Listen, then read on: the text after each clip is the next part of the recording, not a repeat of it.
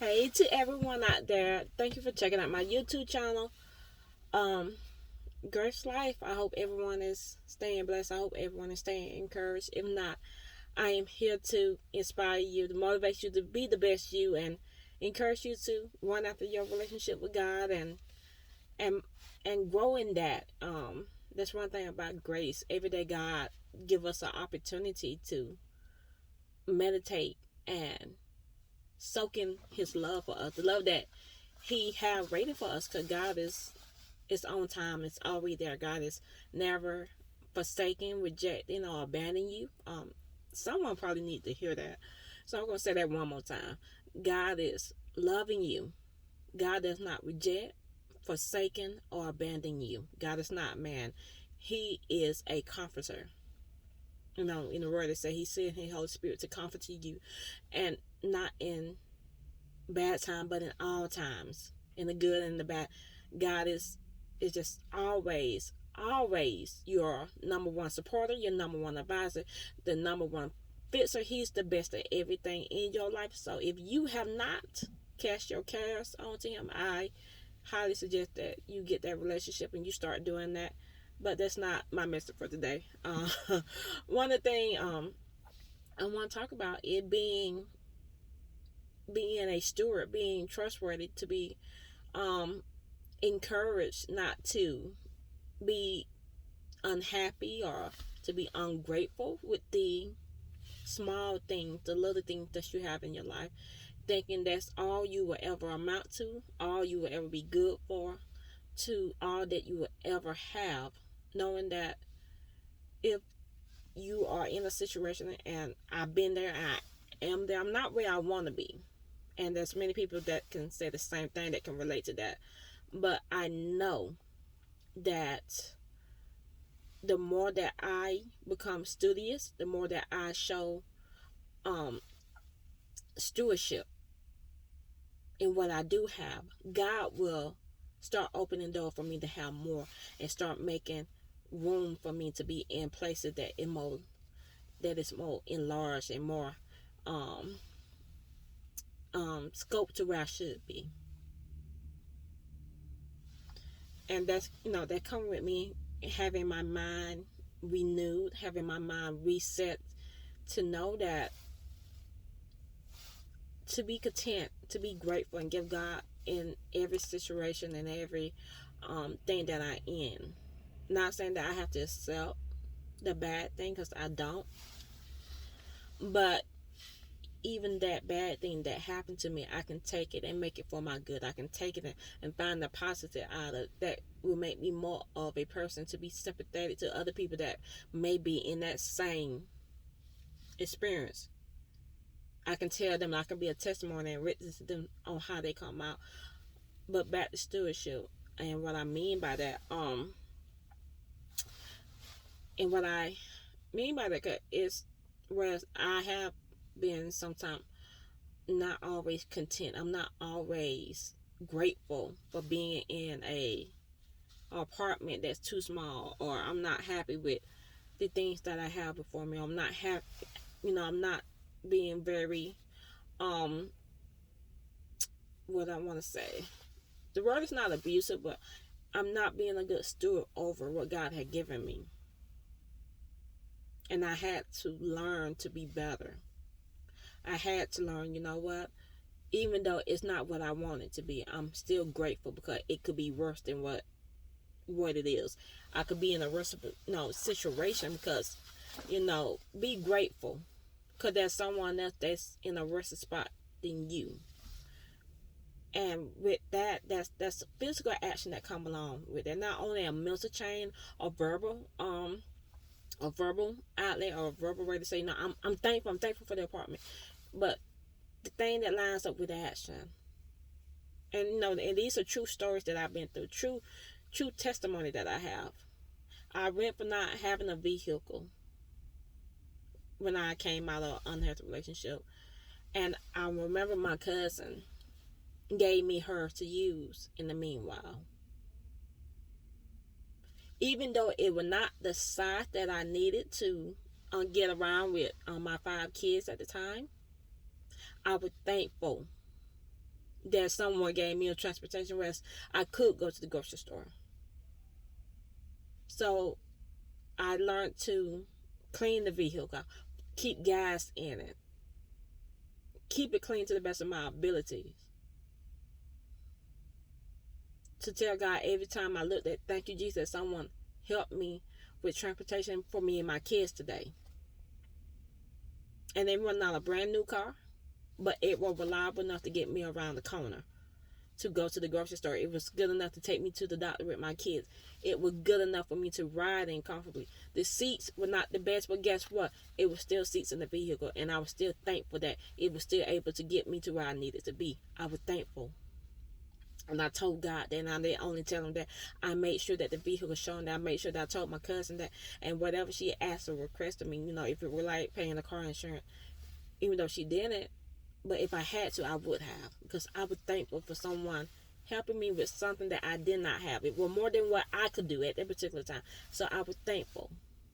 And then as I did that, I watched God open up another door where I was able to return the vehicle in the shape that she gave it to me, and get another vehicle that could hold all my kids in at once, and that was a van.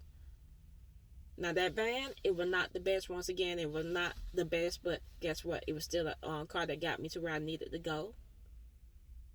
And now I'm learning more about, hey, you know what? I'm going to start being more grateful. I took care of it.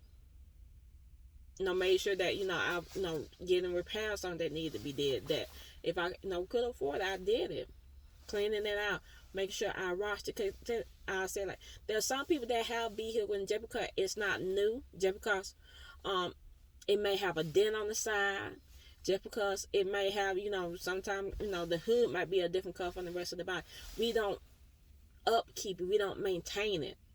So we don't take care of it as it was a brand new 2022 Audi. We don't take care of it because it's not a BMW. We don't take care of it because it's not a brand new Mercedes Jaguar, because it's not a brand new Toyota.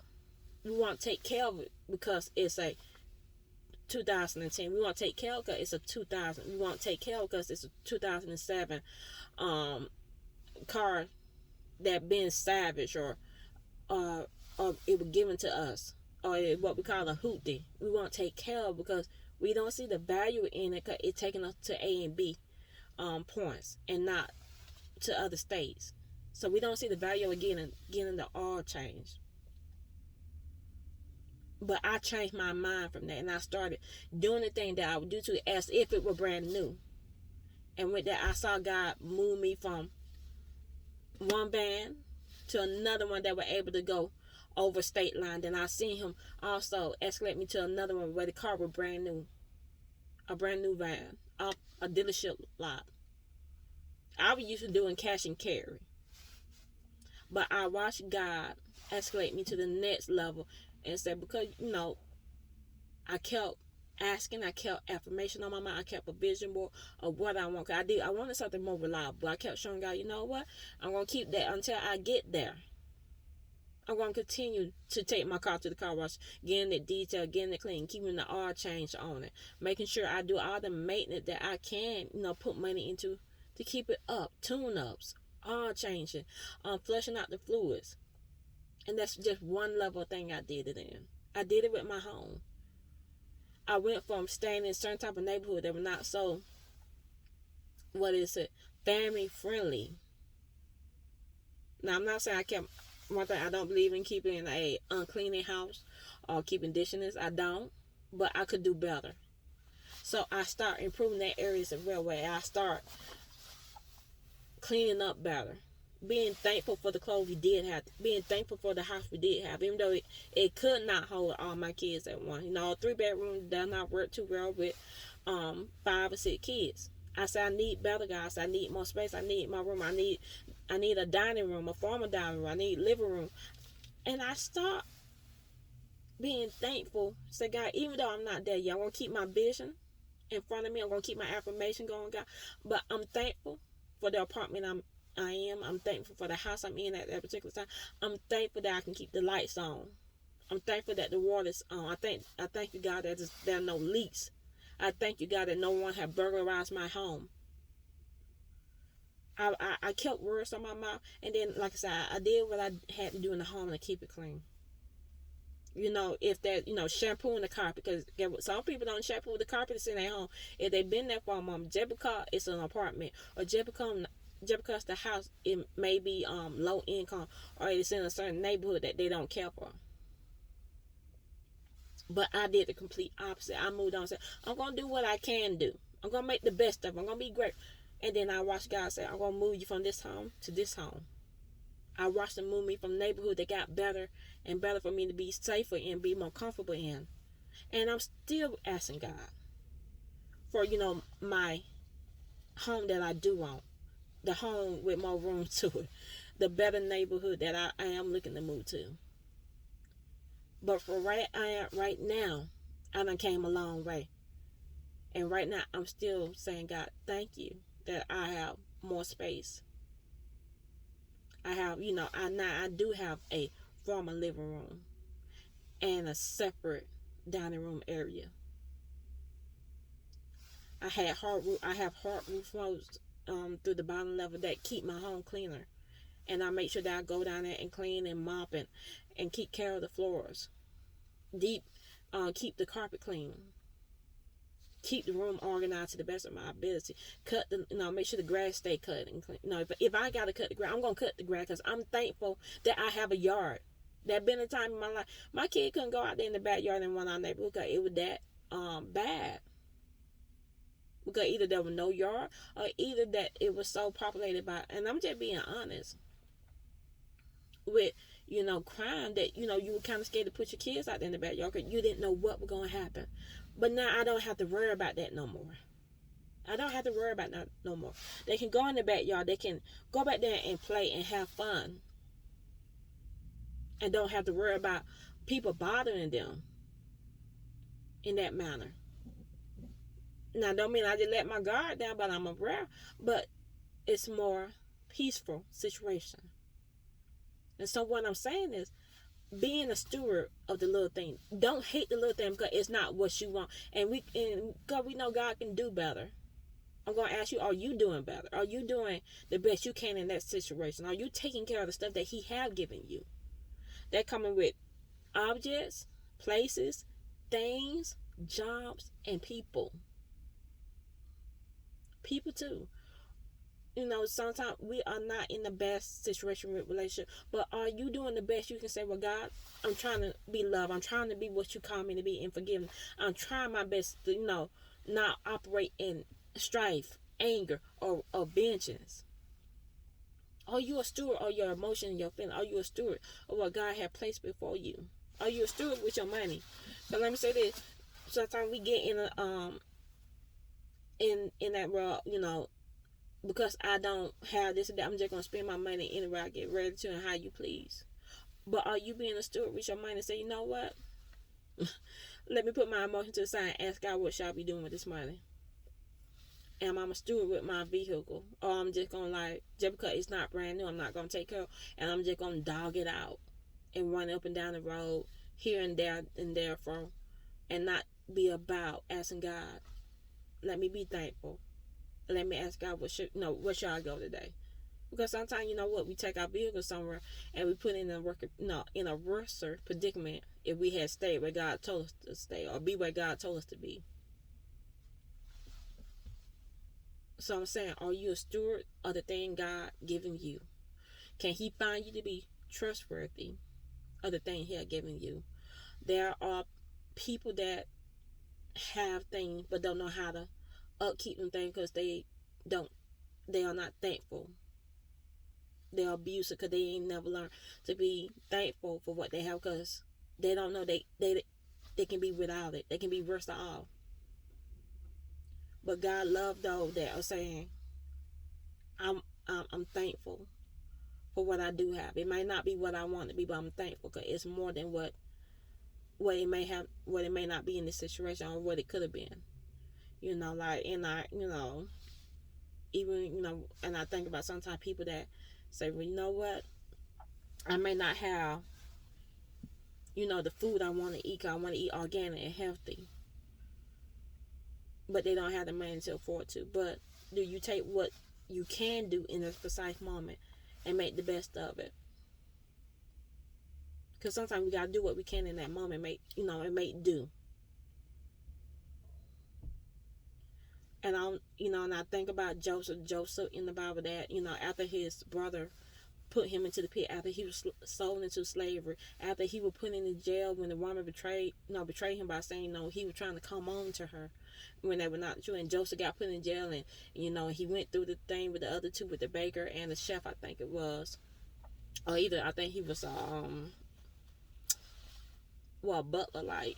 And he told them their dreams, and he said, hey, go back when you get out, go tell Pharaoh what I did for you, that I were able to interpret your dreams. And they didn't say what they were supposed to say when they got out. But when he eventually got out and he interpreted Pharaoh's dream, and Pharaoh made him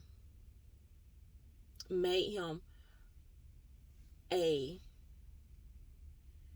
keeper, made him a steward over all the land, all the food to gather and keep record of it, and to give it out to people. The Pharaoh made him basically his lieutenant in the land of famine. But Joseph started out to be a man of nothing, because he was betrayed by his brother, so he was rejected, abandoned. He was lied on, cast away. And just be honest, he probably thought God didn't love him no more, because look where he was. He was in jail for something that he didn't even do. Couldn't get out. He couldn't just walk out anytime. He didn't stay for a day. He stayed for a moment in jail, in prison. But we can see that he must have had a mind to say, I'm not going to give up.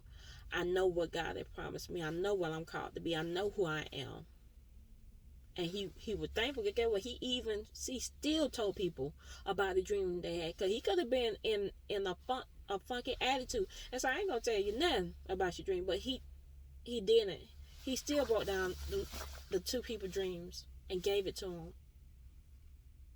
And then all of a sudden we see the doors begin to open, and this man that was cast away, threw away, became a steward of everything in the land. And people will look up to him in a time of need. So right now you might be in this small beginning. You might be in this small place that you don't want to be. You don't like it. You hate it. You're disgusted with it. But I'm going to ask you, and I'm going to challenge you to find the positive in it. Change your mind. Make the best of the situation. Say, you know what? I know I want better. I deserve better. But until I get there, I'm going to still be thankful to God. And I'm going to be the best me in the situation. I'm going to make the best of it. I'm going to make the best of being at my job. I'm going to make the best of being in a relationship. I'm going to make the best of, being in this house or this apartment. I'm going to make the best of driving this car. Even if you got to, I'm going to make the best of, taking care of this bicycle. I'm going to take the best care of my body. Because I know God going to bless me. When I become a steward of everything that he had given me right now in this moment. And another story that comes to mind in the Bible. 1 Kings 12, chapter 12. I think starting with verse 7. And it was the widow, the woman, and Elisha. Elisha had came to the city, saw the woman. She was a widow with a son. And he asked her for some water. And then he asked her, for some food. And she said, well, all I had is this little bit of flour and oil. Because she said, I'm about to make me some bread, and me and my son going to eat it, and pretty soon we're going to die. Because she said, basically she didn't have enough to live off of. And they in terrible times for her. They said, we about to die. We about to, eat our last meal and prepare to die. Elisha said, well, if you would give me some, he said, I promise you that the flour and oil will last every day until the Lord send rain upon the land. And I'm pretty, just thinking as a human, I'm pretty sure she was like, probably hesitant, didn't want to do it, but she did it anyway. And it even said about They said for every day until it rained, she was provided oil and flour. Her jar did not dwindle. It did not dwindle down. So what you have, the little that you have, make the best of it. Be thankful for it, and put that into action as well. And one more, somebody said, give me one more scripture. 1 Corinthians 4:2. Moreover, it is required of steward that they be found trustworthy. It is moreover for the steward to be found trustworthy. And that ties everything in. So are you trustworthy with what God has given you? Are you the one that say, you know what, just because it's not what I want to be, I'm gonna neglect it, I'm gonna be abusive towards it, I'm just gonna let it rot because it's not brand new, because it's not what I wanted. It's not the way I want it to be. But are you that steward that say, you know what, I may have this flash or the emotion feeling up, but I'm still gonna do what God called me to do. I'm still gonna be obedient. I'm still gonna be thankful. I'm still gonna make the best out of it. And so, as I say, walk in love, live by faith, and grow in grace. Until we meet again, stay blessed.